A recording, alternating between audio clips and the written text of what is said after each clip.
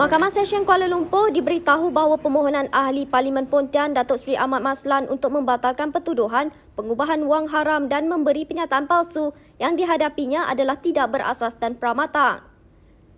Timbalan Pendakwa Raya Muhammad Muzani Faris Muhammad Mokhtar dalam hujahannya berkata ini kerana permohonan itu dibuat sebelum penyerahan dokumen kes kepada pihak pembelaan yang mewakili tertuduh.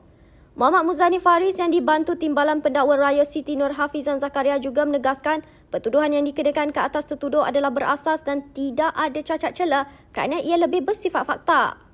Ahmad, 54 tahun selaku pemohon, memfailkan permohonan bagi membatal kedua-dua pertuduhan yang dihadapinya pada 11 Februari lalu. Ahmad didakwa membabitkan diri dalam pengubahan wang haram dengan cara tidak melaporkan pendapatan sebenar berjumlah RM2 juta yang diterima daripada bekas Perdana Menteri Datuk Seri Najib Razak kepada Lembaga Hasil Dalam Negeri dalam borang nyata cukai pendapatan bagi tahun taksiran 2013 yang bertentangan dengan Seksyen 113(1)(a) Akta Cukai Pendapatan 1967. Bagi pertuduhan kedua, Ahmad dituduh memberi penyataan palsu kepada Suruhanjaya Pencegahan Rasuah Malaysia SPRM ketika percakapannya dirakam oleh Pegawai Penyiasat SPRM pada 4 Julai 2019.